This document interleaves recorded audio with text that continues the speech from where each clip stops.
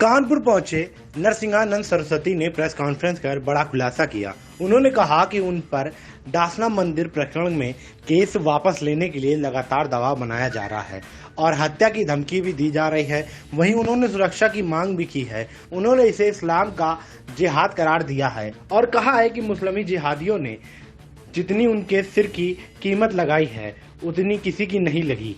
नरसिंहानंद ने कहा कि योगी जी सीएम इसलिए हैं ये केस खुले क्योंकि वो ऐसे जिहादियों से अकेले लड़ रहे हैं। उन्होंने कहा कि इस्लाम के जिहादी मरने के लिए तैयार रहते हैं।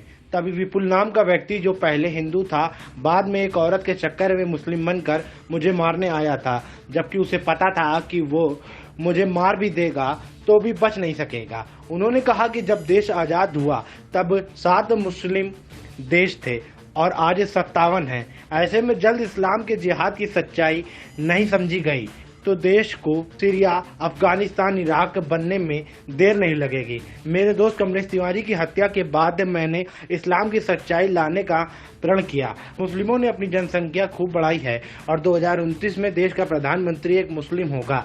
कमान सिविल कोड छोड़िए, देश तेजी से सीरिया की ओर जा रहा है और कुरान में लिखा है कि दुनिया एक भी काफिर जब तक रहेगा जिहाद जारी रहेगा। मैं बीजेपी को नहीं लेकिन व्यक्तिगत रूप से योगी जी को समर्थन दूंगा। यूपी में मेरा कत्ल हो गया होता अगर योगी जी ने कई मुस्लिम माफियाओं को ठिकाने न लगाया होता। 100 करोड़ हिंदुओं की नैतिक जिम्मेदारी है कि मुझे मुसलमानों से बचाएं। सर, आज किस चीज को लेकर यहाँ पर? देखिए, मुझे रामजी तिवारी जी ने यहाँ बुलाया है। मैं हिंदू समाज से केवल एक अनुरोध करता हुआ घूम रहा हूँ कि हिंदू समाज अपने बच्चों के भविष्य को नेताओं के ऊपर ना छोड़े, अपने परिवारों को मजबूत करे, ज्यादा से ज्यादा बच्चे पैदा करे और अपने बच्चों को इस लायक बनाए कि अपनी भी रक्षा कर सके, धर्म की भी रक्षा कर सके, परिवार की भी रक्षा कर सके। केवल मेरा यही एक संदेश है, इस्लाम का जिहाद सबको खा जाएगा अगर हिंदू मजबूत नहीं बना। केवल यही कहता हुआ मैं घूम रहा हूँ और कोई मेरा काम नहीं है। सर, आगे ये जो आपकी एक यात्रा कह सकते हैं कहाँ तक पहुँचने वाली? पूरे देश में घूम रहा हूँ, मैं पूरे देश में घूम रहा हूँ, भारत के कोने कोने में जा रहा हूँ और हर जगह लोगों से केवल एक ही बात कह रहा हूँ कि इस्लाम का जिहाद सबको खाने वाला है। नेताओं ने बहुत दयनीय समर्पण इस्लाम के जिहाद के सामने कर दिया है।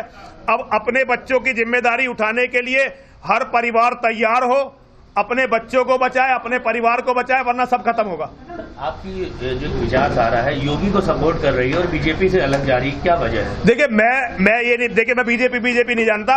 योगी जी अच्छा काम कर रहे हैं, मुस्लिम माफियाओं से लड़ रहे हैं। अगर योगी जी इस समय उत्तर प्रदेश के मुख्यमंत्री नहीं होते तो मुस्लिम माफियाओं ने पूरा प्रदेश बर्बाद कर दिया होता। मैं केवल योगी जी के इस गुण के लिए कि योगी जी इस्लाम के जिहादियों से लड़ सकते हैं उनके साथ हूं। मैं ना तो विकास में विश्वास रखता। जिस दिन मुसलमानों का इस देश पे कब्जा हो जाएगा ना, यहाँ कोई विकास नहीं बचेगा। यहाँ सीरिया बनने वाला है, ये अफगानिस्तान बनने वाला है। यहाँ केवल औरतों की मंडियां लगेंगी, यहाँ नौजवानों की सड़ी हुई लाश पड़ी रहेंगी, तोप से सारी बिल्डिंगें वो उड़ा देंगे। यहाँ कुछ बचने वाला नहीं है भाई। तो मुझे ना विकास से मतलब है ना विश्वास से मतलब है। मैं हिंदू हूँ, हिंदुओं का विश्वास, हिंदुओं को एक दूसरे पर विश्वास होना चाहिए, ये कहना चाहता हूँ नौजवानों से। राजनीति से कोई मतलब नहीं है, लेकिन एक व्यक्ति जिसके वहां बैठने से मुझे फायदा है, मैं चाहता हूँ वो मुख्यमंत्री बना रहे और ज्यादा ताकतवर मुख्यमंत्री हो। सर, मोहन भागवत का भी जो पिछला बयान है उस पर क्या कहना चाहिए? देखिए, मोहन भागवत के बयान पर मैं लगातार बोल रहा हूँ। मोहन भागवत जी के बयान पर जो बोलेगी, अब सावरकर की आत्मा बोलेगी, डॉक्टर एडगवार की आत्मा बोलेगी, रज्जू भैया की आत्मा बोलेगी, अशोक सिंघल जी की आत्मा बोलेगी। ये बयान नहीं दिया मोहन भागवत ने। मोहन भागवत केवल मेरे कारण गाजियाबाद में आके ये उल्टी करके गया है। मैं इसे मोहन भागवत का बयान नहीं मानता। जब आदमी अपनी मानसिक पागलपन की उन्माद की अवस्था में आ जाता है तो वो इस तरह की बात करता है। मैं मोहन भागवत के इस बयान को बिल्कुल टोटली कंडम करता हूं और ये आपको बताना चाहता हूं कि ये किसी स्वस्थ मानसिक हिंदूवादी का या राष्ट्रवादी का बयान नहीं हो सकता। सर, अब जो अगला जो चुनाव आ रहा है 2022 में, किस तरह से आप सपोर्ट करेंगे?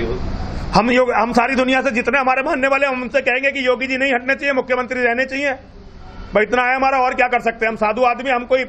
आप बीजेपी को सपोर्ट नहीं कर रहे हैं और योगी आदित्यनाथ बीजेपी का ही चेहरा है। बीजेपी ये कल देश की राजनीति किधर जाएगी ये कोई नहीं जानता। आज बीजेपी का चेहरा जरूरी थोड़ी कि कल भी रहे, और कल हो सकता कल ये बीजेपी बदल जाए। अगर नौजवानों ने अपना नौजवानों के खून में अगर ये समझ में आ गई नौजवानों को कि भाई तुम्हारे साथ बहुत गलत हो रहा है, तो हो सकता है नौजवान खड़े हो जाए। माँ और महादेव कब हिंदुओं की तकदीर बदलने से कोई जानता थोड़ी है। जरूरी थोड़ी है कि सब लोग गुलामी होना चाहते हो, जरूरी थोड़ी है कि सब लोग अपनी बहन बेटियों की मंडी लगवाना चाहते हो, जरूरी थोड़ी है कि सब लोग अपने बेटों का कत्ल ही करवाना चाहते हो सकता है कोई आजाद हिंदू खड़ा हो जाए और वो इन सब हिंदुओं को बदल दे।